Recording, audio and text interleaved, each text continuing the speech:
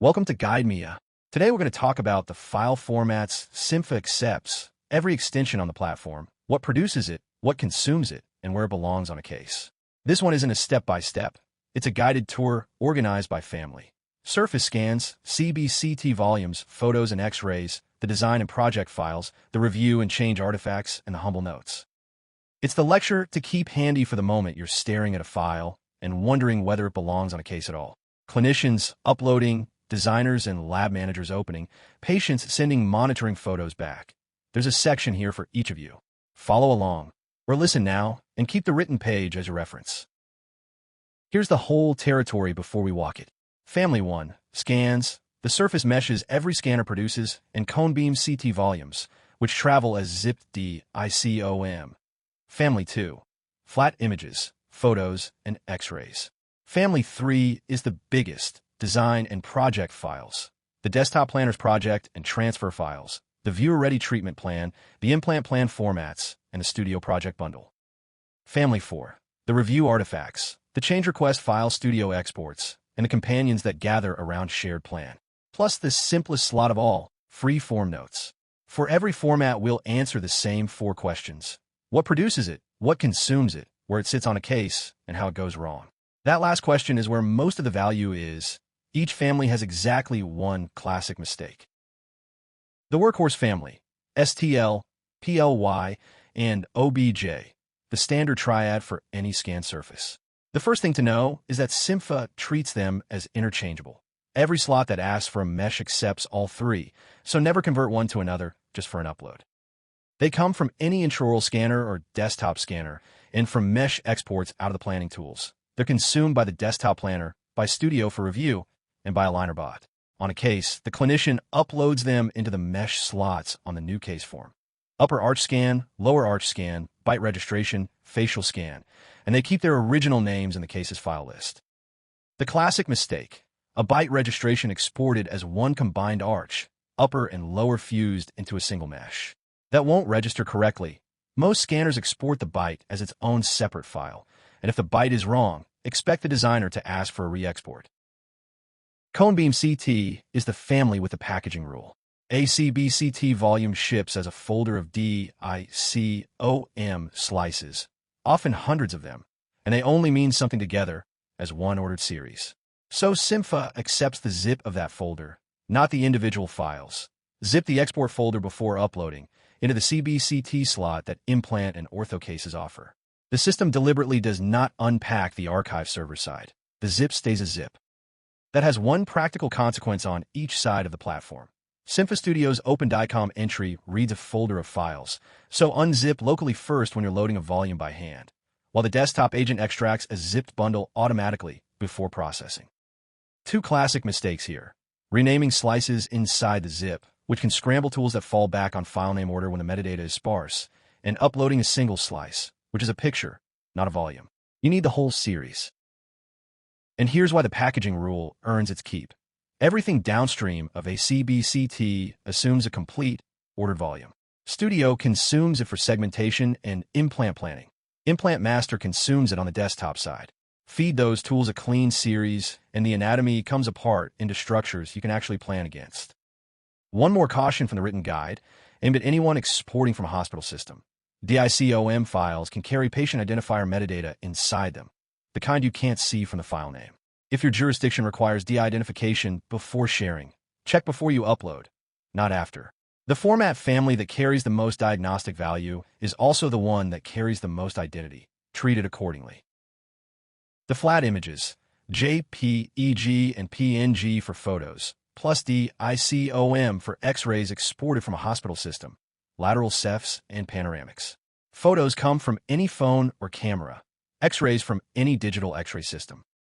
On the case, they go into the intraoral photos, lateral cephalogram, and panoramic x-ray slots, and they're consumed by Studio's gallery and annotation tools, and by the case page itself, which previews them inline.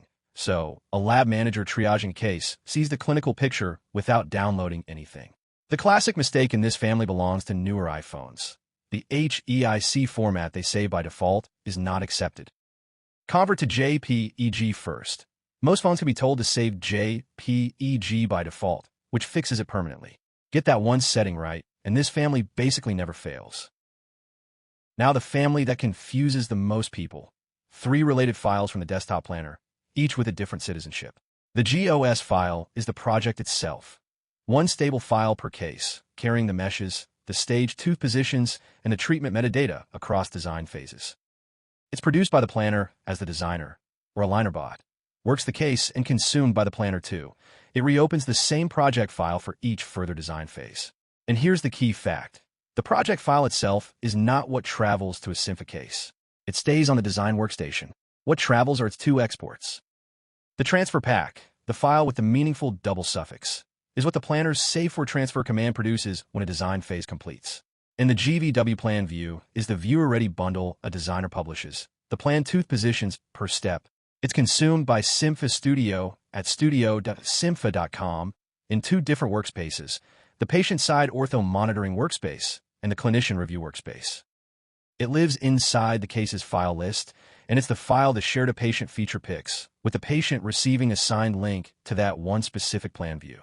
Project stays home, pack, and plan travel. That's the rule. Inside, that family hides the single sharpest gotcha in this whole lecture, so it gets its own slide. When a transfer pack arrives on an AlignerBot or Clear Aligner, a case that's sitting at approved or changes requested, and it arrives via the desktop agent, Cympha automatically advances the case to appliance approval. The pipeline keeps moving with no clicks. But the exact same file, dragged into the browser by hand, just attaches to the case and triggers nothing.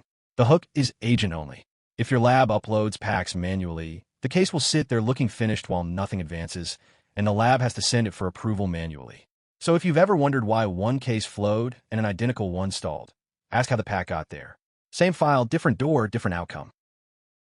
When a clinician reviews a proposed plan and wants changes, Cympha makes a deliberate demand. No free text.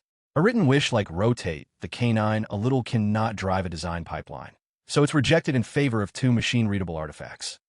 Either an XML tooth position file exported from Cympha Studio's review workspace. The clinician edits the proposed plan right in the browser and exports. No desktop install needed, or a transfer pack saved from the desktop planner. Either one is uploaded on the case's approved page under request changes, and the next design pass runs with the changes applied. While we're near the plan view, meet its companions. Studio saves certain files next to a shared plan in cloud storage. A patient's monitoring photo round, 5 orientations bundled as a zip, and a reviewer's revised case plan, saved as an XML via Studio's cloud upload button. A plan view gathers its own little household around it. The implant family is 2 formats with 1 philosophy: round trip without loss. The PIE file is the Guide Me a Implant desktop project. Studio opens it with Open Implant Project, and this is the part worth hearing. Saves implant changes back to the same file with everything else preserved, so the plan reopens cleanly in the desktop application afterwards. Browser and desktop edit the same project without stepping on each other. The IMP file is lighter. Studio's export plan output, implant placements and sleeves as metadata only, no meshes. Its counterpart, import plan, re-adds those placements to another scene and politely skips any tooth that already has an implant. On implant category cases, both attach as design artifacts. One is the whole project, the other is just the decisions.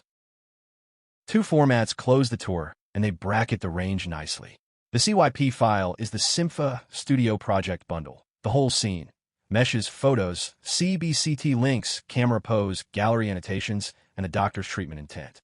Everything that makes a studio session reproducible. There are 2 ways one gets created.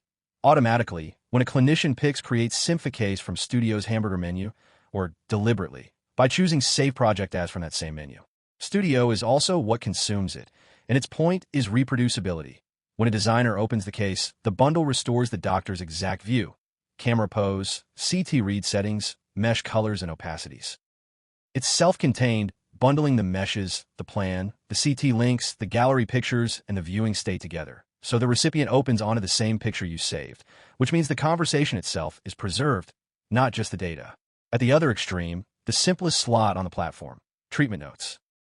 Every category accepts a plain text or PDF note, produced by anyone and consumed by the designer. The place for whatever the clinician wants the designer to know that doesn't fit a structured field. Sometimes the most important file on a case is the sentence. The written guide closes with a quick reference table, one row per extension for columns, what produces it, what consumes it, and the slot it typically lands in. It's the part you'll actually come back to mid-upload, so let's read it out family by family. Scans and images first. The mesh triad, STL, PLY, and OBJ, is produced by intraoral and desktop scanners, consumed by the desktop planner, by Studio, and by AlignerBot, and it lives in the arch, bite, and facial slots. A zip DICOM is produced by your CBCT scanner's export, consumed by Studio and by Implant Master, and it lives in the CBCT scan slot. Now, the row this lecture hasn't given you yet, there's a second kind of zip on the platform, and it isn't a CBCT at all. It's produced by Studio's patient camera, the monitoring photo round, 5 orientations bundled together. It's consumed by the patient monitoring's view, and it lives beside the plan view rather than in an upload slot. Same extension, completely different citizen. The context tells you which one you're looking at. JPEG and PNG come from a phone or a camera, are consumed by the case viewer and by Studio, and live in the photo slots. And the lone DICOM still, a single .dcm, comes from an X-ray system export, is consumed by the case viewer, and lives in the cephalogram and panoramic slots. Second block of the table, the design and review files. The GOS project is produced by a project save in the desktop planner and consumed by that same planner. And its slot column is the one that reads differently from every other row, because there isn't one. It lives on the design workstation and is never uploaded to a case at all. The transfer pack is produced by the Save for Transfer command and consumed by Cympha in the 2 ways we covered, the agent auto-approval hook and as a request changes artifact. Its slot is the case's design files. The plan view is produced when a planner publishes, consumed by Studio for both the patient and the reviewer, and it also sits among the design files. And the XML is produced by Cympha Studio's 3-dimensional review, consumed by the design pipeline, and it lands specifically in the request changes slot on the approve page. Read the block as a sentence, and it tells the whole story of a design phase. The project stays put, the pack and the plan view are what leave, and the XML is how a clinician answers back. And the last block. The PIE file is produced by the GuideMia implant desktop application, consumed by Studio for a full round trip, and lives in the implant design slot on implant category cases.